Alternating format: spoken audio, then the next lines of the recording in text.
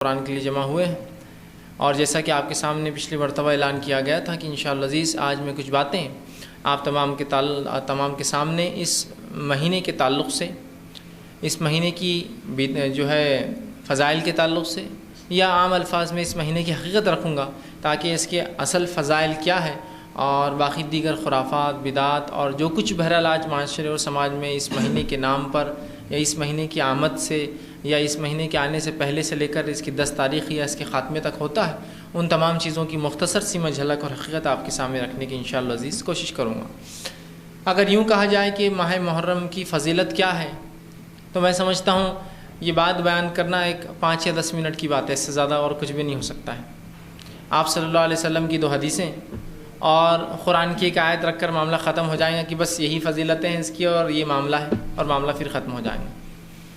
لیکن کبھی کبھار یوں ہوتا ہے کہ صرف کسی کو کسی چیز کی حقیقت کیا ہے وہ بتانا کافی نہیں ہوتا ہے، بلکہ اس سے جڑی ہوئی وہ خراب باتیں یا جو لوگوں نے اس سے خراب باتیں جوڑ دی یا غلط فہمیاں جوڑ دی، ان کا ازالہ بھی کبھی کبھار ضروری ہوتا ہے۔ تو آئیے چند باتیں میں اس مہینے کے تعلق سے رکھنے سے پہلے آپ کے سامنے شریعت کے احکامات، شریعت ہم سے کیا چاہتی ہے اور جو اس کا محکم چیزیں ہیں، جس کا اس نے حکم دیا اور جو بالکل واضح چیزیں ہیں وہ آپ کے سامنے رکھنے کی کوشش کرتا ہوں۔ میں نے خطبے میں آپ کے سامنے جو ہے قرآن کی جو ہے 3 آیتیں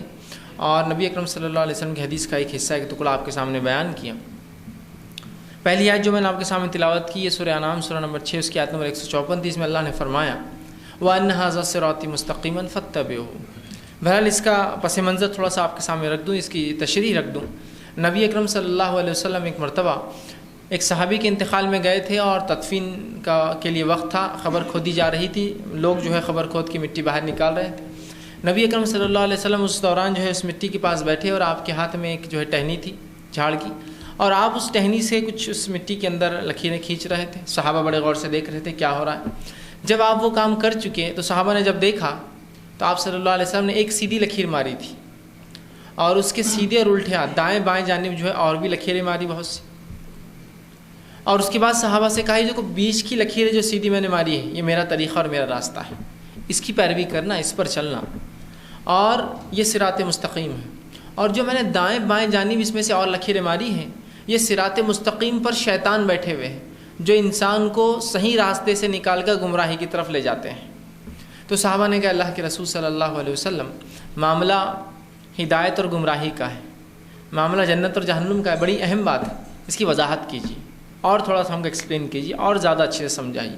تب نبی اکرم صلی اللہ علیہ وسلم نے یہ آیت تلاوت کی اور کہا وَأَنَّ هَذَا صِرَاطِي مُسْتَقِيمًا فَاتَّبِعُوهُ، کہ دیکھنا یہ جو ہے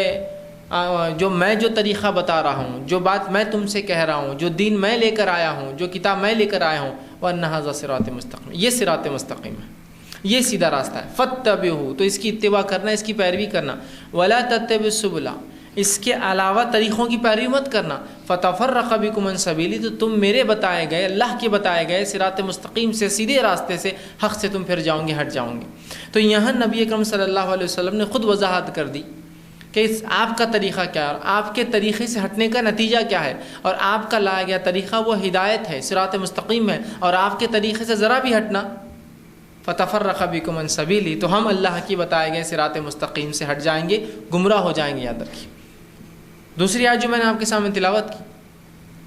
وہ سورہ حشر سورہ نمبر 59 کی آیت نمبر 7 کا ایک جملہ، ایک ٹکڑا ہے،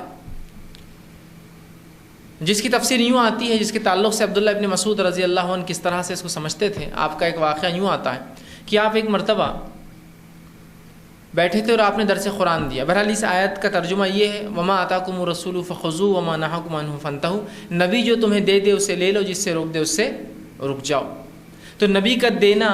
اگر وہ کوئی چیز دیتے ہیں تو ہمارے لیے ماننا فرض ہے، اور کسی چیز سے روکتے اس سے رکنا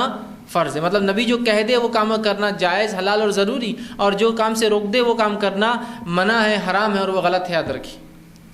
عبداللہ ابن مسعود رضی اللہ عنہ ایک مرتبہ درس قرآن دے رہے تھے اور خواتین کو دے رہے تھے۔ اس سے یہ بھی پتہ چلتا ہے کہ صحابہ خواتین کو درس قرآن دیا کرتے تھے۔ آپ نے بیان کیا لعنت اس عورت پر جو گوندے اور گندوائے، مطلب جو ٹیٹوئنگ کرتے ہیں، نشان بناتے ہیں، مختلف قسم کے ڈیزائنز جلد پہ بناتے ہیں۔ لعنت ان عورتوں پر جو ہے چہروں کے بال اکھاڑتی ہے، لعنت ان عورتوں پر جو نخلی بال لگاتی ہے، لعنت ان عورتوں پر جو خوبصورت دکھنے کے لیے دانتوں میں جگہ بناتی ہے۔ مطلب فطرت کو تبدیل کر رہی ہے، نخلی بال لگا رہی ہے، گوند رہے ہیں، یا جو ہے دانتوں میں خوبصورت دکھنے کے لیے جگہ بنا رہے ہیں، نخلی مطلب جس کو نہیں فطرت کو تبدیل کرنا، تو کہا لعنت۔ ایک عورت جو خاتون اس درس کو سن رہی تھی وہ وہاں سے چلی گئی، دوسرے دن آ کے کہا عبداللہ کل جو تم نے درس دیا تھا اور لعنت بھیجی ان عورتوں پر، میں نے اللہ کی پوری کتاب پڑھ لی، کہیں بھی لعنت اللہ نے نہیں بھیجی، نخلی بال لگانے والی عورتوں پر، دانتوں میں جگہ کرنے والی عورتوں پر اللہ نے تو نہیں بھیجی، تم نے کیسا بھیجا؟ اور جو تم نے اس کو حرام قرار دیا اس کی وجہ کیا ہے؟ قرآن نے تو اس کو حرام قرار نہیں دیا۔ تو کہا اچھا کیا تم نے یہ آیت قرآن کی پڑھی، سورہ حشر کی آیت نمبر 7؟ تو انہوں نے کہا ہاں میں نے یہ بھی پڑھی، وما آتاکم الرسول فخذوہ وما نہاکم عنہ فانتہوا، نبی جو دے دے اسے لے لو، جس سے روک دے اس سے رک جاؤ۔ تو کہا یہ پڑھی، تو کہا نبی اکرم صلی اللہ علیہ وسلم نے میرے سامنے ایک مرتبہ یہ بات کہی تھی جو میں تم سے کہا، مطلب صحابہ کے نزدیک نبی کا دینا فرض ہے، واجب ہے، اگر وہ کچھ کہہ دیتا اور کسی چیز سے روک دے تو اس کا کرنا حرام ہے، یاد رکھیے۔ تو کہا نبی جو دے دے اسے لے لو، جس سے روک دے اسے رک جاؤ، اور میں نے نبی اکرم صلی اللہ علیہ وسلم کو ان 4 عورتوں پر لعنت بھیجتے ہوئے سنا ہے، اسی لیے میں نے بھی لعنت بھیجی ان 4 عورتوں پر۔ پتہ چلا نبی اکرم صلی اللہ علیہ وسلم جو بات بول دے اس پہ عمل کرنا ہمارے لیے ویسا ہی فرض ہے جس طرح قرآن کا حکم دینا ہمارے لیے فرض ہے، ٹھیک۔ تیسری آیت جو میں نے آپ کے سامنے تلاوت کی وہ بھی جو ہے سورہ مائدہ سورہ نمبر 5 اس کی آیت نمبر 3 کا ایک حصہ ہے، جس میں اللہ نے فرمایا الیوم اکملت لکم دینکم واتممت علیکم نعمتی ورضیت لکم الاسلام دینا، آج میں نے تمہارے لیے تمہارا دین مکمل کر دیا۔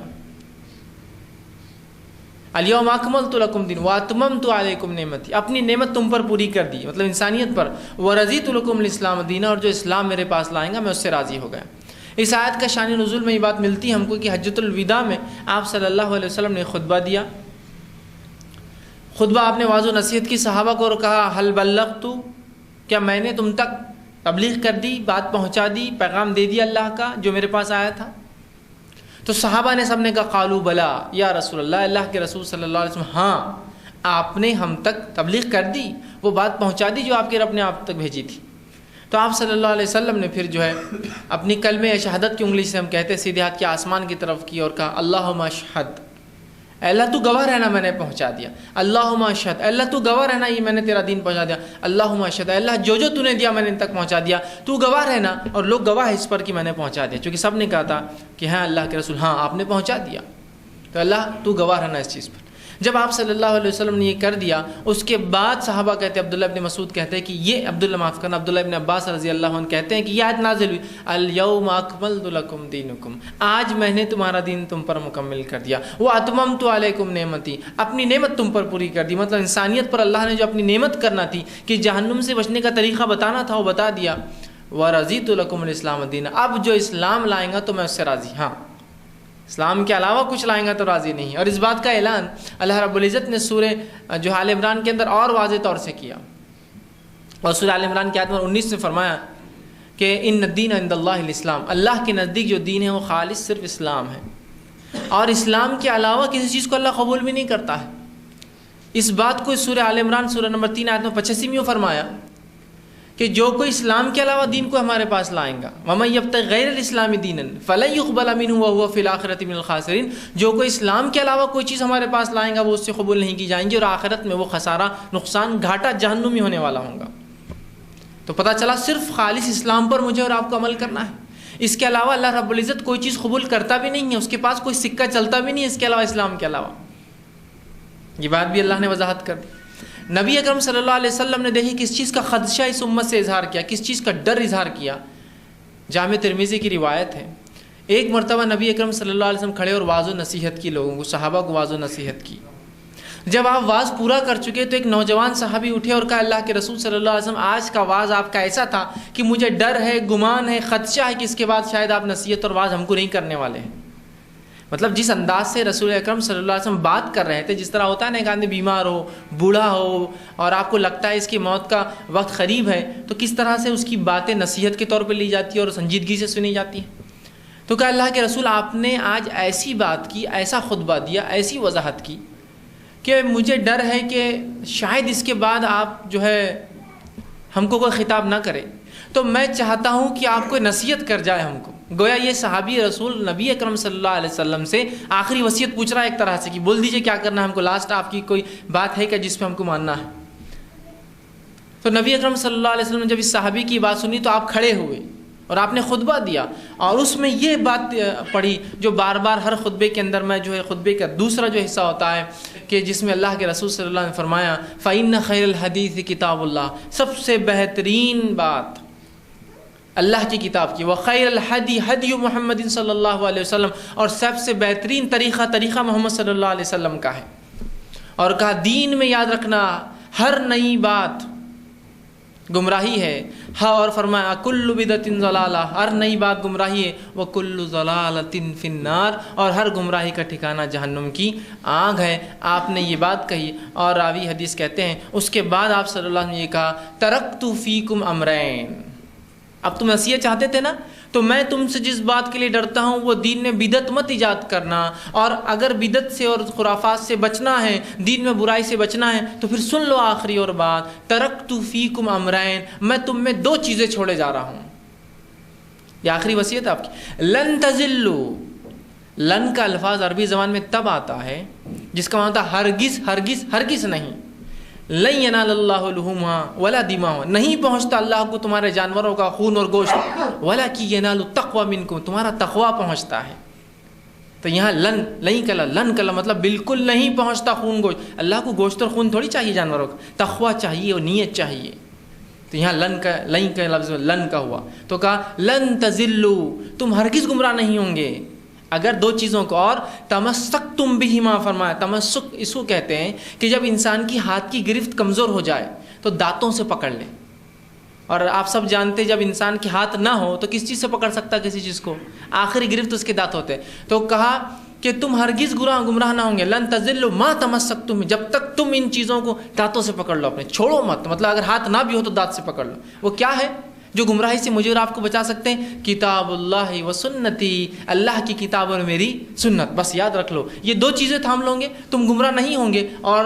دین میں نئی باتوں سے بچنا۔ تو نبی اکرم صلی اللہ علیہ وسلم کی آخری وصیت اس امت سے دین میں بدعت سے بچنا اور اللہ کی کتاب اور اس کے نبی کی سنت کو تھامنا، تاکہ اگر ہم بچ جائیں۔ یا ایک دوسری بات نے فرمایا کہ آپ نے